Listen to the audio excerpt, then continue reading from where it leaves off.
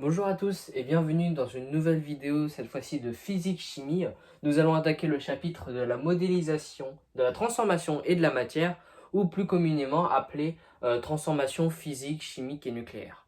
Alors du coup, on va diviser notre chapitre en trois grandes parties. La première partie concernera les transformations physiques et dans cette partie-là, on mettra des sous-parties, le changement d'état, la différence entre une fusion et une dissolution et le transfert thermique, la notion de transfert thermique. Dans la deuxième partie, nous verrons les transformations nucléaires, donc fission et fusion nucléaire. Et dans la troisième partie, les transformations chimiques. Et dans cette sous-partie, on retrouvera les réactifs limitants, la notion de réactif limitant et les équations équilibrées que vous avez vues normalement l'année dernière et à partir de la quatrième. C'est parti. On passe à présent au petit 1 qui est du coup les transformations physiques. Je vais tout simplement commencer par la définition d'une transformation physique. C'est un passage d'un ou de plusieurs corps d'une forme à une autre, sans modification de la structure moléculaire ou nucléaire des différents constituants mis en jeu. Alors pour illustrer cette définition qui est quand même un peu compliquée, je vais directement enchaîner au petit a, qui est du coup les changements d'état. Donc vous savez tout ce que c'est un changement d'état, vous avez vu ça en quatrième. Par exemple, un changement d'état, c'est quand on passe d'un solide à un liquide ou d'un liquide à un solide. Euh, je vais juste représenter l'arrangement des molécules et l'interaction de chacune des atomes en fonction de son état. On remarque que par exemple, pour les solides, les atomes sont ordonnés, ont une forte interaction et une matière qui est assez dense. Alors que les liquides, eux, ont des atomes qui sont désordonnés, quand même une forte interaction, mais moins que celle des solides, et une matière qui est dense. Alors que par exemple, les gaz, eux, sont complètement désordonnés, les chocs sont aléatoires, et la matière est très peu dense. Un autre exemple, c'est celui du coup du cycle de l'eau en termes de changement d'état. En fait, ça c'est juste un rappel de la quatrième, hein, de ce qu'on avait vu. Mais comme vous pouvez le voir, il y a beaucoup d'interactions et de transformations physiques. Le changement d'état fait partie des transformations physiques, mais ce ne sont pas les seules transformations physiques qu'il existe, on va voir plus tard. Aussi, juste pour vous montrer comment est-ce qu'on pourrait représenter une transformation physique, comme on l'avait dit avant, il n'y a pas de modification moléculaire, ce qui veut dire que quand on passe d'un état à un autre état, la transformation, les molécules ne changeront pas. D'où le fait que, par exemple, pour la vaporisation de l'eau, je mettrai H2O et de l'autre côté, je mets H2O. La seule chose qui change, c'est l'état, comme je l'avais dit. Ici, entre parenthèses, j'ai mis un L pour liquide, et entre parenthèses ici, j'ai mis un G pour gaz, pour signifier qu'en fait on passe d'un liquide à un gaz, ce qu'on appelle la vaporisation de l'eau. Alors, grand 1, petit b, fusion et dissolution. Qu'est-ce qu'est la différence entre une fusion et une dissolution, puisque de loin, ça paraît presque la même chose? Eh bien, pas trop. La définition de la fusion, c'est un passage d'un état solide à l'état liquide, alors que la définition de la dissolution, c'est une mise en solution d'un solide, d'un liquide ou d'un gaz. J'ai écrit deux fois solide, excusez-moi. Euh, et en fait, la différence, c'est que on a un espacement des molécules et une agitation qui fait disparaître les liaisons pour la fusion, alors que pour la dissolution, les liaisons disparaissent, donc comme la fusion, sauf que cela va donc en répercussion créer les liaisons entre les molécules du soluté et du solvant. Souvenez-vous, le soluté et le solvant, le solvant, c'est le liquide dans lequel on met notre soluté. Et le soluté, c'est souvent un solide dans lequel, du coup, on va euh, notre tout et créer donc une solution. Donc, en conclusion, en fait, notre fusion fait disparaître les liaisons qui existent entre les molécules ou les atomes, alors que la dissolution, elle, va faire disparaître, d'ailleurs, comme la fusion, mais pas définitivement, puisqu'il va donc y avoir des liaisons qui vont être créées entre les solutés et le solvant. Alors, les transferts thermiques. Tout d'abord, qu'est-ce qu'un transfert thermique? Un transfert thermique, c'est un échange d'énergie sous forme de chaleur par une espèce chimique. Certains changements d'état d'une espèce chimique nécessitent un apport d'énergie par transfert thermique. On dit qu'ils sont endothermiques. Un exemple justement de réaction endothermique, c'est par exemple la vaporisation de l'eau. Justement, elle ne dégage pas, elle absorbe toute la température pour se transformer en vapeur d'eau. A l'inverse, certains changements d'état d'une espèce chimique nécessitent un retrait d'énergie par transfert thermique et on dit qu'ils sont exothermiques, donc ça veut dire qu'ils libèrent de l'énergie sous forme de chaleur. Par exemple, toute réaction par combustion est par définition une réaction exothermique puisque à chaque fois ça libère toujours de la chaleur. Et d'autres changements n'ont pas besoin d'apport ou de retrait d'énergie par transfert thermique et on dit qu'ils sont athermiques. Comme par exemple de nos jours, il existe des pare-brises spéciaux qui sont athermiques et qui empêchent les ultraviolets de passer dans la voiture de façon à ne pas chauffer la voiture en intérieur. Les transformations nucléaires. Qu'est-ce qu'une transformation nucléaire? Lors de ces transformations, les éléments chimiques ne sont pas conservés, mais le nombre de masse A et le nombre de charges Z le sont. Ça veut dire qu'en gros, on va le voir plus tard, mais pour la fusion nucléaire ou la fission nucléaire, les molécules, elles, ou les atomes vont changer au cours de la réaction, mais la masse ou alors les charges seront du coup conservées, c'est-à-dire qu'il y aura toujours la même masse, peu importe la réaction. On passe maintenant à la fission nucléaire. Elle peut être provoquée par la collision d'un noyau lourd et de neutrons qui vont former deux noyaux plus légers et des neutrons, ce qui entraîne donc une réaction en chaîne. Souvent, le noyau lourd qui est mis en jeu, ce sera souvent l'uranium 235 ou alors le plutonium. J'ai oublié quel du coup type de plutonium. Mais voilà, c'est souvent ceux qu'on rencontre dans les centrales thermiques nucléaires. Et voici justement l'une des réactions qui permet de créer cette fission nucléaire. Vous voyez comme quoi on a notre neutron qui est mis en jeu, ainsi que notre noyau lourd qui est ici représenté par l'uranium 235. Il va être cassé en deux et se transformera donc en strontium 94 et en xénium 135, pardon. Et cette réaction va aussi former du coup trois neutrons. Comme ici je viens de le représenter, notre neutron qui est ici va créer un impact avec l'uranium 235, va donc créer la fission. On retrouve ici du coup les atomes de strontium et de xénon, et bien sûr les trois neutrons qui vont aussi eux-mêmes créer une autre réaction en chaîne avec du coup les atomes d'uranium qui sont côte à côte. Et ainsi de suite, en créant en fait tout ça, une énorme libération d'énergie qui va donc nous permettre de créer de l'électricité, indirectement bien sûr. Maintenant, on passe à la fusion nucléaire. Deux noyaux légers fusionnent pour former un noyau plus lourd. Dans le Soleil, les noyaux d'hydrogène fusionnent pour former des noyaux d'hélium. La fusion n'est pas encore maîtrisée à l'échelle humaine, malheureusement, mais des projets de recherche sont en cours.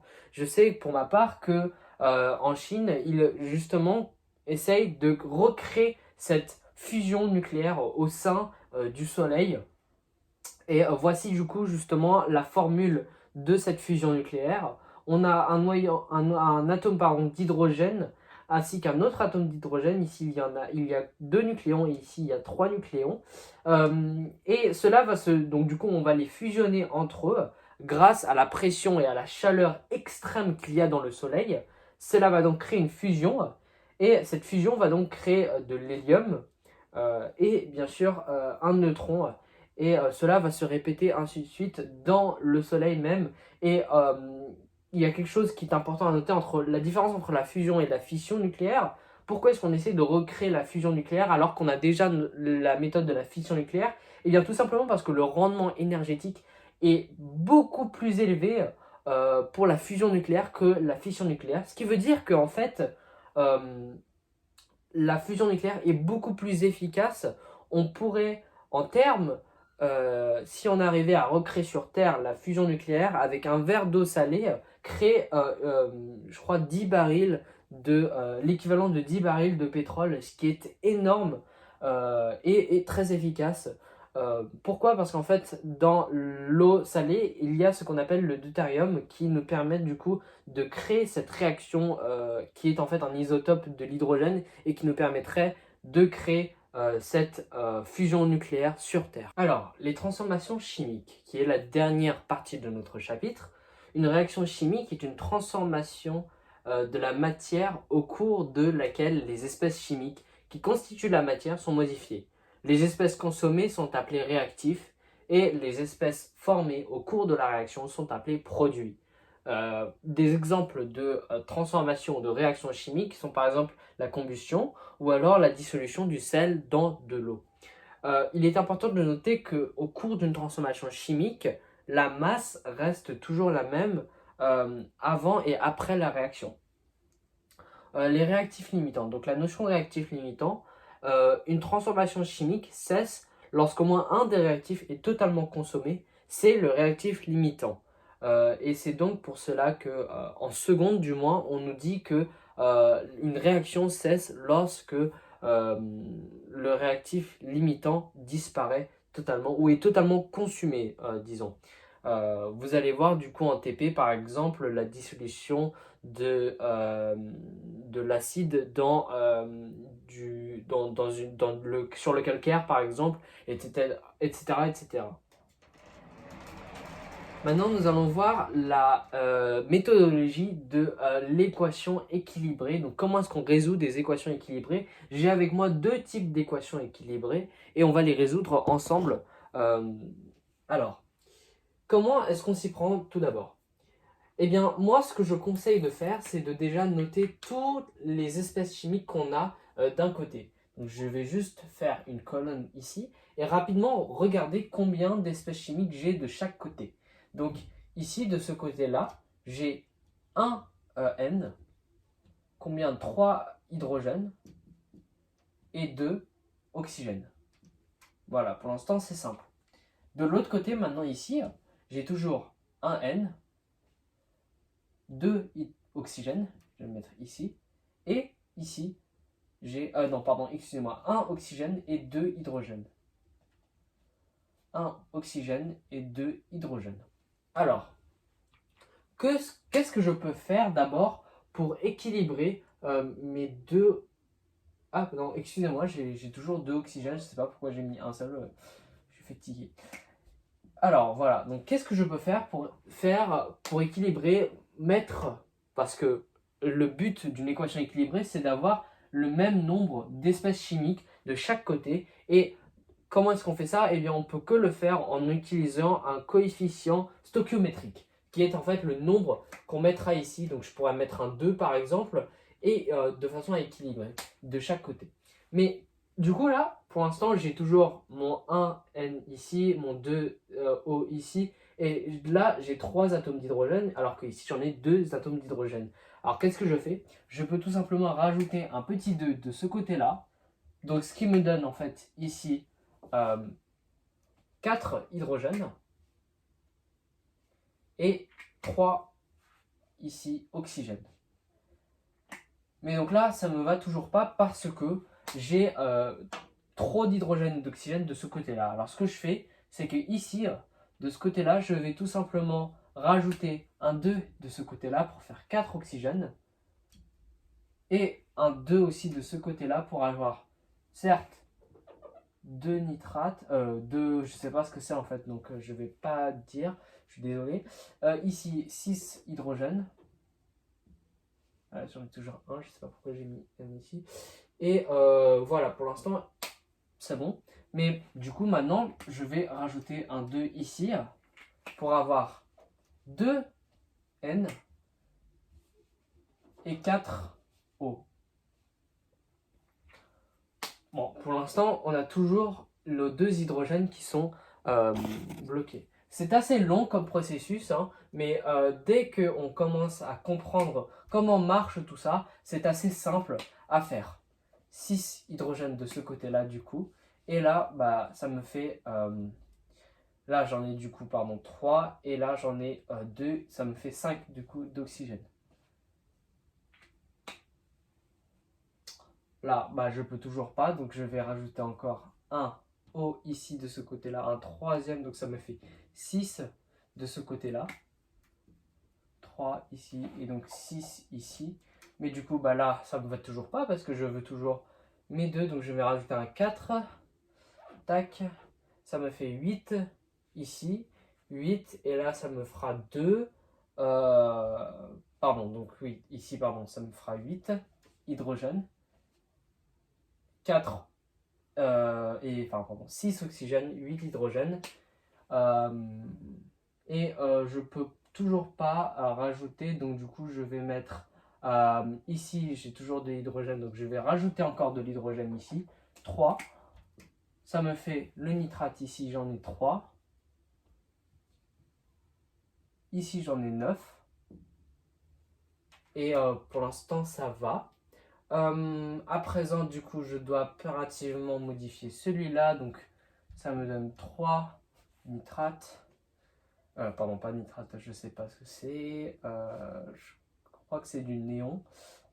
Et ici, c'est 3. Pardon, pas ici. Là, je me suis trompé. Donc là, on a toujours 8, excusez-moi. Ici, ça me fera 3. Et là, ça me fera 4. Donc ça fait 7. 7 ici. Là, du coup, je sais ce que je vais faire. Je vais tout simplement modifier de ce côté-là un ici oxygène. Donc si j'en avais 6, donc par déduction je vais en mettre 4 ici, comme ça j'en ai 8 de ce côté là. Et ici l'hydrogène, je vais en rajouter encore un ici, donc ça me fera 10 d'hydrogène de ce côté là. Et ici je le multiplie donc par 1, ça me fera 5 oxygène, plus ici ça me fera 8 oxygène. 8 oxygène. Et maintenant j'ai juste à rajouter encore un autre ici, ça me fera 4N. Ici aussi 4N. Et là, ça fera 12 hydrogène. Non, pardon, pas. Je ne sais pas pourquoi j'ai mis un N de ce côté-là. Voilà. Et donc là, ça me fera 12 et toujours 8 oxygène. Bon, maintenant, je vais rajouter encore de l'oxygène de ce côté, de l'hydrogène pardon, de ce côté-là, donc 6 ici. Ça me fera 12 d'hydrogène. Et 12 d'hydrogène, 8, 6 et 9, donc 9 d'oxygène.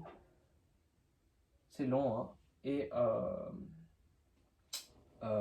voilà, mais je peux encore rajouter encore un quatrième parce qu'il me faut encore le N ici. Donc ça me fera 4 ici, là ça me fera 4 et là ça me fera 10 en tout. Voilà, et là j'ai juste à faire un 5 ici et j'ai équilibré mes équations. Pourquoi? Parce que je me retrouve ici avec 4N, toujours, 4N ici, voilà, on les a là, 12 hydrogènes et 12 hydrogènes ici aussi, voilà. Et donc là, 5 dioxygène, pardon, et donc 10 atomes d'oxygène, et là aussi j'ai multiplié, donc là on a 6 atomes d'oxygène, et là on a 4 atomes d'oxygène, donc 6 plus 4 me donne 10. Voilà pour la première équation, et du coup j'ai juste à... Enfin, j'aurais pu écrire toutes les étapes, c'est d'ailleurs ce que je vous conseille de faire, mais moi comme j'ai une ardoise, je peux juste effacer les coefficients stoichiométriques. Mais bon, je vous invite à écrire tous les trucs. Ici maintenant, pour le deuxième, c'est simple. Déjà pour les charges, la règle des charges, c'est qu'elles doivent toutes être équilibrées. Si j'ai j'ai 2 moins ici, je dois toujours avoir quelque chose de neutre de l'autre côté, de ce côté aussi. Donc logiquement, la chose à faire, ce serait de rajouter un 2 ici. Pour que comme ça, ici j'ai 2 moins, et ici j'ai 2 plus, donc comme ça fera quelque chose de neutre. Donc du coup, je vais regarder, faire un inventaire de ce que j'ai ici. Là, j'ai 4 hydrogènes. Ici, j'ai SO, donc j'ai 4 SO. SO, et ben, j'en ai 4. Et enfin, l'oxygène, j'ai un seul d'oxygène. Maintenant, ici, j'ai 6 hydrogènes. 6 hydrogènes, 2 oxygènes. Et, pardon. Oui, et 4 SO, pardon. Et 4 SO, voilà. Alors, maintenant, que j'ai tout ça, il faut que absolument que de ce côté-là, pardon, juste dessiner un trait, il faut que j'équilibre de mon côté ici parce que je n'ai pas assez d'hydrogène et d'oxygène. Alors ce que je vais faire, c'est que je vais tout simplement rajouter un 2 ici pour voir ce que ça fait. Ici on a 2, là on a 4, donc ça me fera 6 hydrogènes, pardon. Et ici ça me fera 2 oxygènes, donc c'est parfait. Et je viens de résoudre mon équation de ce côté-là en rajoutant mes deux coefficients stoichiométriques, excusez-moi, ici et ici. Et donc pour le premier, ici, ici et là. Et là aussi. C'est la fin de cette vidéo. Merci d'avoir regardé. J'espère que au moins ça vous aura aidé. Et n'hésitez pas à mettre un pouce bleu, un commentaire ou vous abonner si ça vous a plu. Et je vous verrai pour une nouvelle vidéo. Ciao!